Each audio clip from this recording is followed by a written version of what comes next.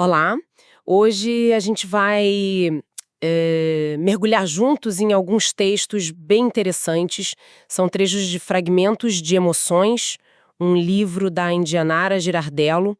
Pelo que a gente viu, é uma mistura, sabe, de poemas, pensamentos soltos, reflexões que parecem vir de um lugar bem pessoal. Sim.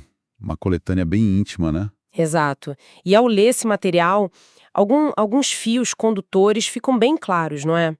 Tem muita coisa sobre se encontrar, se entender melhor, lidar com aquela montanha russa que são as emoções. Com certeza. E a vida, os caminhos. Isso. E também reflexões sobre os rumos que a vida toma, os relacionamentos, o amadurecimento. E olha, uma voz feminina muito presente nessas narrativas. Sim, bem marcante. A nossa ideia aqui, então, é explorar essa jornada que os fragmentos desenham. Queremos entender quais são as grandes sacadas, os insights que ficam dessa leitura sobre autoconhecimento e emoções. Ok, vamos desvendar isso. Vamos lá. Tem uma frase logo no comecinho, sabe, no prólogo, que já dá uma pista do tom. Diz assim: pedaços, fragmentos de uma vida, lembranças, sensações, esperança, que eu possa trilhar meu caminho, seguindo em frente, crescendo e aprendendo. É um convite para olhar para dentro, né? Para essa construção que é a vida. Totalmente. Define bem o espírito da coisa. E um dos temas que mais chama atenção logo de cara é essa busca, essa descoberta de si, a própria identidade. Vários textos martelam na tecla de acreditar no próprio potencial. Tem um bem direto: acredite em seu potencial. É um chamado à ação interna, né? Sim. E fala bastante desse processo que a gente sabe que nem sempre é rápido, de aprender a gostar de si, a se aceitar. Como naquele trecho, ela aprendeu a se amar e se aceitar.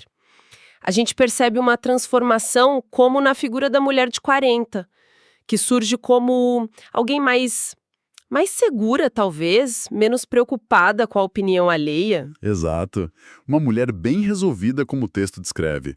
Parece um ponto de chegada importante nesse processo. E essa ideia de transformação aparece até numa metáfora bonita, a da metamorfose.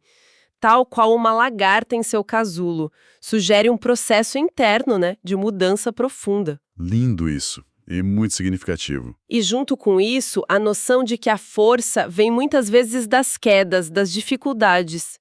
A autora até pergunta: que mulher é essa que caiu e levantou tantas e tantas vezes? É a resiliência em destaque. Fica bem explícito que o caminho teve seus percalços. Ela diz: tive de chorar, cair e levantar.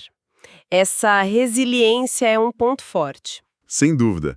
Mostra que o crescimento não é linear nem fácil. E tem também essa ideia de fazer uma limpeza, sabe? Se desapegar do que já não serve mais. Vá bem fundo e jogue fora tudo aquilo que não lhe pertence.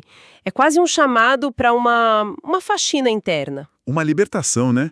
Deixar pesos para trás. Isso! Gosto muito da imagem da pessoa como um livro em branco com alguns rabiscos. Mostra que a história está aberta, sendo escrita, já tem marcas, claro, mas tem muito espaço pela frente. É uma imagem de potencial, de futuro em aberto. E o que eu acho particularmente fascinante nesse processo todo de descoberta que os textos apontam é como ele está ligado à autoobservação e principalmente à tomada de responsabilidade. Ah, sim. Não é só se olhar. Não, é se responsabilizar pelo que se vê. Um fragmento é muito claro sobre isso, né? Diz que você percebe que não pode colocar a culpa no outro pelas suas frustrações. Forte isso. E complementa de forma bem direta. Os seus 100% só dependem de você. Isso é um chamado para sair daquele lugar de vítima, né? E assumir o controle da própria experiência. Totalmente. É uma virada de chave. E me parece que essa tomada de consciência leva quase que naturalmente a um novo patamar de exigência. Primeiro consigo mesma, depois com os outros. Faz sentido. Busca-se mais autenticidade, mais profundidade. Como diz aquele texto sobre a mulher que se transformou. Palavras não lhe bastam mais. Ela quer atitudes. Ah, essa parte é ótima. Não é mais sobre ouvir promessas. É sobre ver a ação, a consistência, sabe, a superficialidade. Bom, ela deixa de satisfazer. E isso muda completamente a dinâmica dos relacionamentos, das escolhas de vida. Sim, essa busca por atitudes concretas, por verdade, parece ser um divisor de águas mesmo nessa jornada de autoconhecimento. E talvez o ponto culminante dessa redescoberta interna seja aquela frase que soa quase como um lema, um guia, né? Qual delas? Ame-se em primeiro lugar, e todo o universo vai conspirar a seu favor. Coloca o amor próprio não como egoísmo, mas como a fundação necessária para construir uma vida mais equilibrada e relacionamentos mais saudáveis. É um ponto de partida essencial pelo que os textos sugerem. Perfeito, é a base de tudo, né? E falando em emoções, que é nosso segundo grande tema aqui, o tom da emoção, nossa, a obra é um verdadeiro passeio pelo espectro emocional humano. É verdade, tem de tudo um pouco. A gente encontra a paixão vibrante em pulsa, coração, pulsa com paixão. Mas também aquela melancolia que chega sem avisar. Que tristeza é essa que às vezes nos invade? Sim, e a dor. A dor que marca, a dor que dói. A saudade, a alegria. É uma exploração bem honesta desses diferentes estados, sabe? Sem filtros, né? Exato. E o mais notável para mim é a validação que a autora dá a todas essas emoções. Não tem aquela tentativa de esconder ou reprimir o que é considerado negativo. Isso é muito importante. Pelo contrário, há uma aceitação muito clara. Como naquele trecho, sou feliz quase todos os dias do ano, mas me dou o direito de ter alguns dias de tristeza. Isso é libertador. Nossa, demais. Permissão para sentir. E o choro também é validado, não como sinal de fraqueza, mas como uma necessidade, uma forma de processar. Chorei porque percebi que tanto se fala e pouco se faz. E depois, chorar é bom, chorar faz bem. É um convite poderoso a sentir, sem julgamento. E a forma como essas emoções são descritas é muito visual, muito sensorial, não acha? Isso realmente puxa a gente para dentro da experiência? Concordo plenamente. Lembro da imagem da pessoa chorando sozinha, meio escondida. Ele chorava baixinho no canto da sala. Ou a pergunta que fica no ar sobre um olhar distante. O que será que se passa por trás desse olhar tão triste? Toca fundo, né? E aquela descrição do caos interno. Pensamentos que vão e vêm, turbilhão de sentimentos. São flashes, assim, que tornam a emoção palpável, reconhecível. Isso cria uma conexão imediata. Exatamente. E essa validação toda vem acompanhada de uma compreensão importante sobre a natureza passageira das emoções. Como assim? Mesmo nos momentos de dor ou tristeza mais intensa, há sempre uma luzinha no fim do túnel, sabe? Uma perspectiva de que aquilo vai mudar. Mas sempre passa, pois o amanhã sempre nasce. Ah, sim. A esperança, né? Isso. Oferece um consolo, uma esperança. E, conectado a isso, um alerta muito prático sobre os perigos de guardar ressentimentos. Guardar mágoas e tristezas, com toda certeza, irá fazer você adoecer. É uma defesa da saúde emocional através da liberação, de não deixar que o peso do passado contamine o presente. Faz todo sentido. Essa ideia de liberar o que faz mal me parece conectar bem com o próximo tema que a gente identificou: reflexões e caminhos. Sim, as lições da jornada. Exato. São textos que olham para a trajetória da vida, para os aprendizados, para as voltas que o mundo dá. Frases como "e a vida segue seu curso", "a vida e seu eterno aprendizado", e quantas voltas e voltas a vida dá, pintam a vida como essa jornada contínua, cheia de surpresas e lições. Uma jornada em constante movimento. E dentro dessas reflexões, uma conexão que me chamou a atenção foi entre liberdade e responsabilidade. Tem uma frase: ser livre é assumir a responsabilidade pelos seus atos. Ah, isso é fundamental. Desconstrói uma ideia mais ingênua de liberdade. Exatamente. Tira aquela ideia de liberdade como fazer o que quiser sem pensar nas consequências. É uma liberdade madura, consciente. E junto com isso, uma sensação de urgência, um chamado para viver o presente, para não adiar a vida. Não deixe para depois. O famoso carpe diem, mas com um toque pessoal. Isso. E o reforço. Viva agora, faça agora, ame agora, diga agora. É quase um grito contra a procrastinação existencial, sabe? Totalmente. E se a gente tenta conectar isso a um quadro mais amplo do que os textos apresentam, a gente percebe uma reflexão sobre padrões que se repetem na vida, sobre a necessidade de aprender com os próprios tropeços. Aprender com os erros, né? Sim. E também um olhar crítico sobre as relações sociais. Tem uma passagem que questiona a natureza das amizades.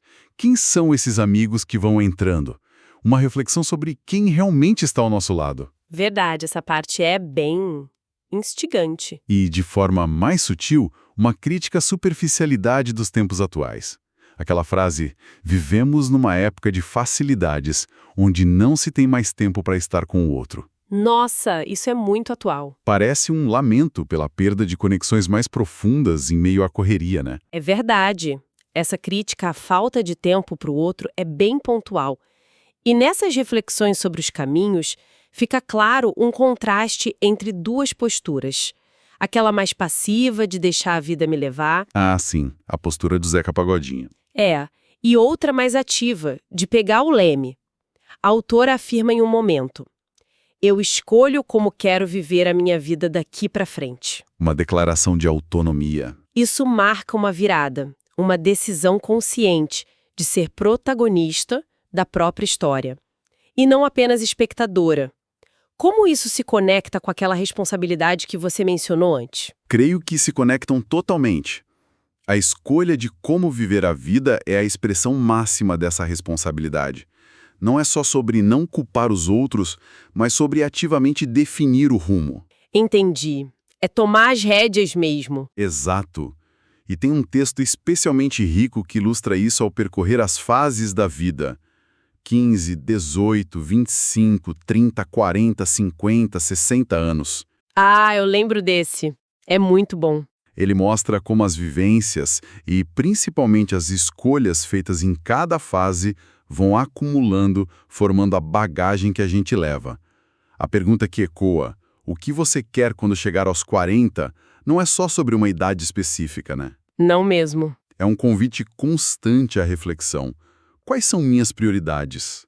O que eu estou construindo com as minhas escolhas diárias?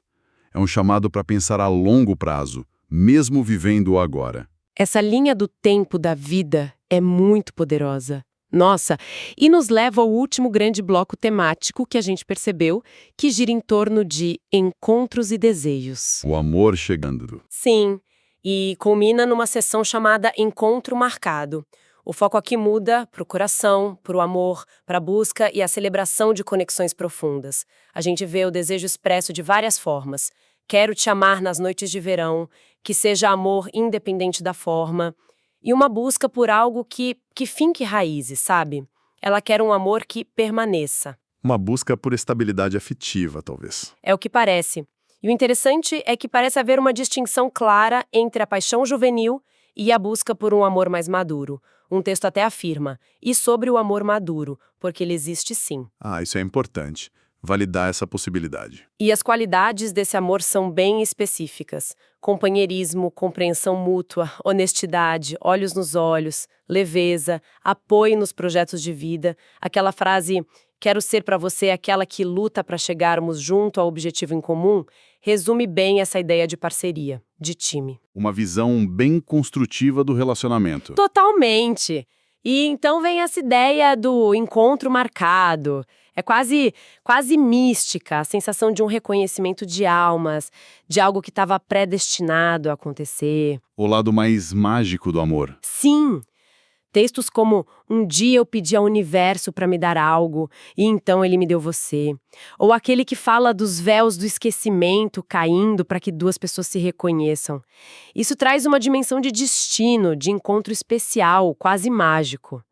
Como isso conversa com a ideia de construção diária do amor, que também aparece? Essa é uma tensão fascinante nos textos. Eu acho que é aí que a coisa fica interessante. Por um lado, a magia do encontro predestinado, do reconhecimento quase instantâneo. Por outro, a consciência de que o amor se constrói no dia a dia. O conto de fadas versus a realidade. Quase isso. Mas acho que ela tenta integrar os dois. Isso levanta questões importantes sobre vulnerabilidade e entrega. Perguntas como quanto tempo é preciso para se apaixonar, e conselhos tipo, Não tenha medo, não se afaste, deixe acontecer, indicam a necessidade de se abrir para a possibilidade, de arriscar o coração. Se permitir, né? Exato. Mas, ao mesmo tempo, há uma rejeição da idealização, dos amores de filme.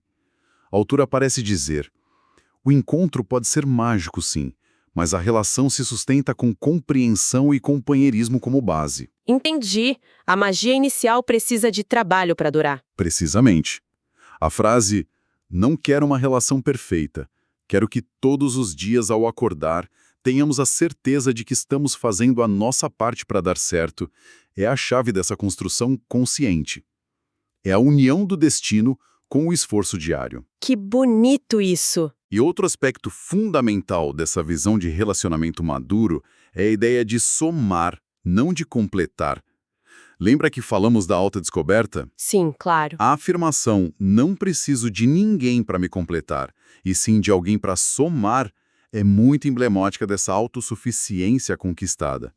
O relacionamento não vem para preencher um vazio, mas para enriquecer uma vida que já é plena. Faz todo sentido com a jornada anterior. E a conexão desejada transcende o físico. Tocar o corpo é fácil, tocar a alma é sagrado.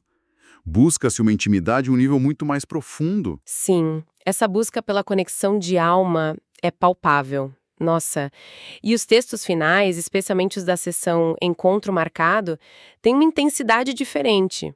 Parecem celebrar a concretização desse desejo. Um clímax emocional. E como se nossos corpos se falassem, a simplicidade de amo te ouvir e a entrega em pra você guardei o melhor de mim. Tudo isso transmite uma sensação de plenitude, sabe? De encontro realizado que coroa toda a jornada de busca e espera descrita antes. É um fechamento bonito para esse ciclo. E realmente, um final esperançoso. Então, tentando amarrar tudo isso, o que esses fragmentos nos dizem no fim das contas? Juntando as peças de fragmentos de emoções, o que emerge é um retrato de uma jornada muito íntima, mas também muito humana, né? Universal, de certa forma. Isso. Um caminho de autoconhecimento que exige coragem para olhar para dentro, para aceitar luz e sombra, para validar todas as emoções. Um caminho que passa pela reflexão sobre as próprias escolhas, sobre o peso da responsabilidade e a leveza da liberdade. E que culmina nessa busca incansável por conexões verdadeiras, por relações que somem e que toquem a alma. Exatamente. E a beleza disso, eu acho, está na universalidade. Embora sejam fragmentos de uma experiência pessoal, os temas ressoam com a busca de todos nós, né? Por identidade, por sentido, por pertencimento. É verdade. Quem não busca isso? Queremos nos entender, queremos validar nossos sentimentos, queremos fazer escolhas conscientes e queremos nos conectar profundamente com outras pessoas. O título Fragmentos de Emoções acaba sendo uma metáfora perfeita para a própria vida, não acha? Como assim? Somos feitos desses pedaços, desses momentos, dessas emoções, desses aprendizados que juntos formam um mosaico único de quem somos. Cada fragmento, mesmo os dolorosos, contribui para a imagem final. É uma bela imagem essa do mosaico, gostei. E pensando nisso, talvez uma última provocação para quem nos acompanha, inspirada por essa exploração toda. Depois de olhar para esses fragmentos de emoção e autoconhecimento, que fragmento da própria história, da própria vida cada um escolheria